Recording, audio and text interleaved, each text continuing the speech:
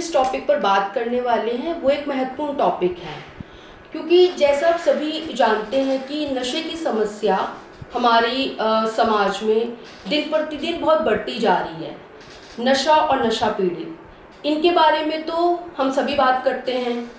नशे की प्रॉब्लम की क्या गंभीरता है, इससे हम सभी लोग परिचित हैं। पर नशे की समस्या से नशा पीड़ित का परिवार वो किस तरीके से प्रभावित होता है, इसके बारे में हम लोग समाज में इस बारे में ज़्यादा बातचीत नहीं होती है। इसीलिए आज हमने इस टॉपिक को चुना और इसके बारे में बात करने के लिए तय किया। अगर हम नशे की बात करें तो नशा जो है वो एक इंसान के 4 हिस्सों पर, उसकी शारीरिक, मानसिक, सामाजिक और आध्यात्मिक, इन 4 भागों पर असर डालती है।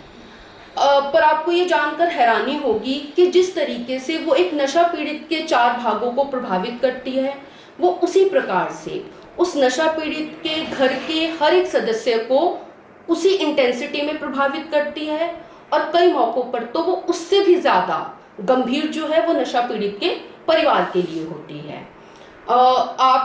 मैं एक इंटरेस्टिंग फैक्ट आपके साथ शेयर करना चाहूँगी कि वैज्ञानिकों ने बहुत सालों के अध्ययन के बाद नशे को एक पारिवारिक समस्या या फैमिली डिजीज़ बताया है। जब हम इसको पारिवारिक समस्या बोलते हैं तो इसका मतलब है कि नशा जो है वो एक इंडिविजुअल की प्रॉब्लम नहीं है। हमें लगता है कि नशा करने वाले की प्रॉब्लम है, नहीं, ये सिर्फ उस इंडिविजुअल की प्रॉब्लम नहीं है, बल्कि उसके पूरे परिवार, नशा पीड़ित का पूरा परिवार इस प्रॉब्लम से जूझता है, तभी इसको एक पारिवारिक समस्या कहा गया है। और उस परिवार में भी जो उसके निकटतम लोग हैं, जो उसका कोर ग्रुप है, जैसे कि उसके माता पिता, उसके भाई बहन, उसके बीवी बच्चे, सगे संबंधी, ये वो लोग हैं जो इस समस्या से सबसे ज़्यादा प्रभावित होते हैं। अब इसमें दूसरी चीज़ जो हम समझते हैं, अगर हम नशे की बीमारी में इस कॉन्सेप्ट को समझें तो इसे कोडिपेंडेंसी या सहनिर्भरता इस तरीके से समझा जा सकता है। जब मैं कोडिपेंडेंसी बोलती हूँ तो उसका सरल मतलब ये है कि जो नशा पीड़ित है वो तो अपने नशे की वजह से परेशान है, 24 घंटे उसके दिमाग में सिर्फ नशे के थॉट चलते हैं कि अभी का जुगाड़ हो गया तो अगली दफे का नशा जो है वो कैसे मैनेज करेगा।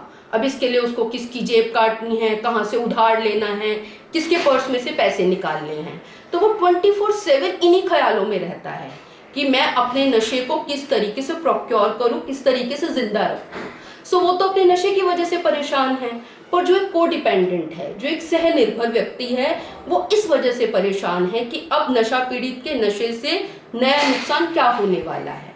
वो 24 घंटे जैसे नशा पीड़ित अपने नशे के ख्यालों में है, वो इन ख्यालों में है कि अब नशा करके वो अगला नुकसान क्या करने वाला है। हम ये बात क्यों कर रहे हैं, क्योंकि जो नशा करने वाला व्यक्ति है उसको क्या समस्याएं हैं, या फिर उसको किस इलाज की ज़रूरत है, उसको इलाज की ज़रूरत है, ये एक बीमारी है, इसको हम सभी लोग देख पाते हैं। हम अपने आसपास बहुत सारे ऐसे लोगों को देखते होंगे जो नशे की समस्या से जूझ रहे हैं। हमारी उनके प्रति एक सहानुभूति होती है, हमें पता है कि उनको इलाज की ज़रूरत है। पर नशा पीड़ित का परिवार वो ऐसे निग्लेक्टेड लोग हैं जिनकी तरफ हमारा ध्यान ही नहीं जाता।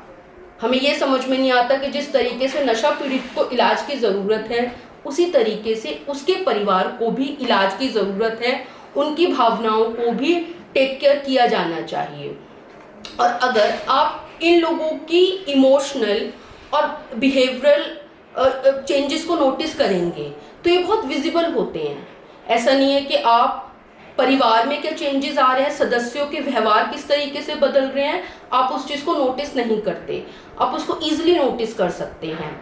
जैसे कि हम कुछ एग्जाम्पल्स की बात करते हैं, आपको समझने में उससे आसानी मिलेगी। जैसे प्री ऑक्यूपेशन का मतलब है, जो हम अभी भी बात कर रहे थे कि जो नशा पीड़ित है वो तो नशे के विचारों से परेशान है, पर जो उसके परिवारजन हैं वो 24 घंटे इस चीज़ से परेशान हैं कि नशा पीड़ित के नशे के कारण क्या क्या बदलाव हो रहे हैं, क्या क्या नुकसान हो रहे हैं।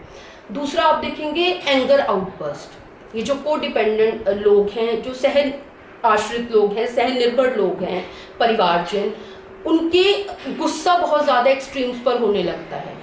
आप देखेंगे कि बच्चे की पढ़ाई में कुछ तनाव आ गया और एकदम से जो मतलब नशा पीड़ित की बीवी है या उस बच्चे की माँ है, वो एकदम से चीखने चिल्लाने लगती है, बच्चे को पीटने लगती है। हमें समझ में नहीं आता कि अचानक से क्या हो गया, मतलब छोटी सी बात पे इतना गुस्सा क्यों आ रहा है। तो आप उनके मूड्स में बहुत मूड स्विंग्स को देखते हैं, आप उन्हें हमेशा बहुत तनाव में देखते हैं। एक बहुत मतलब बहुत गंभीर ये एक फीलिंग है जो नशा पीड़ित के परिवार वालों के साथ होती है, वो है गिल्ट।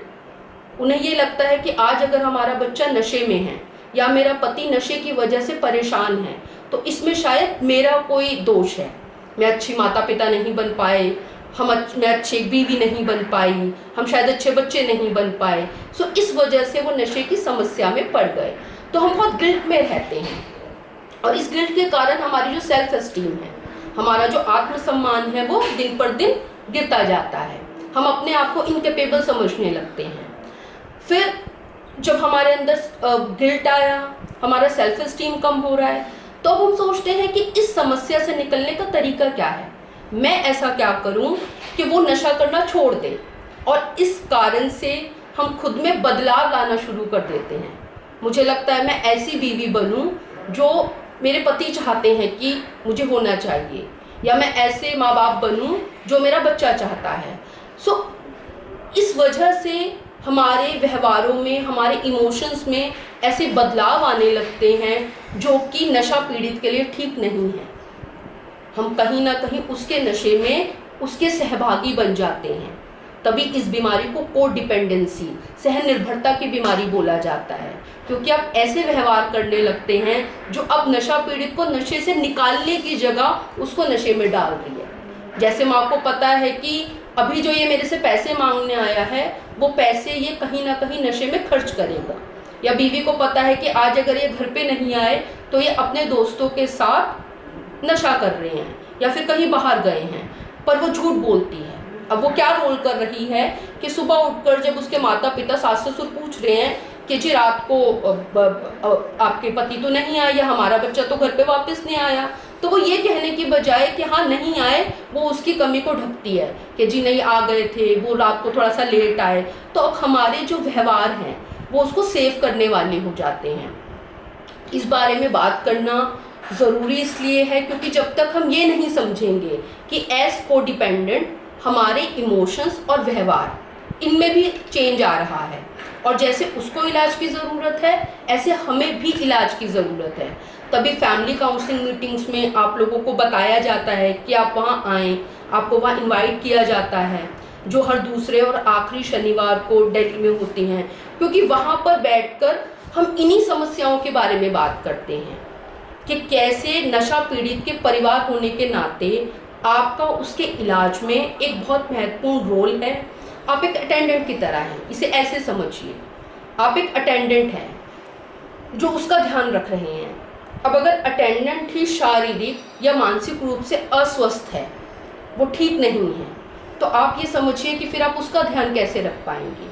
अगर आप अपने ही इमोशंस को बैलेंस नहीं कर पा रहे, अगर आप अपने ही व्यवहारों पे कंट्रोल नहीं रख पा रहे, अगर आप छोटी सी बात पे चिढ़ रहे हैं, जैसे उसने समाज से अपने आप को आइसोलेट कर लिया था, अगर आप भी ऐसे सबसे अपने आप को आइसोलेट कर लेंगे कि कोई उसके नशे के बारे में हमसे ना पूछे तो चलो मैं मायके जाना छोड़ देती हूँ या मैं ये फंक्शन अटेंड नहीं करती, अगर आप भी ये तरीके अपनाने लगेंगे तो आप ठीक होने की जगह इस नशे के दलदल में फंस रहे हैं।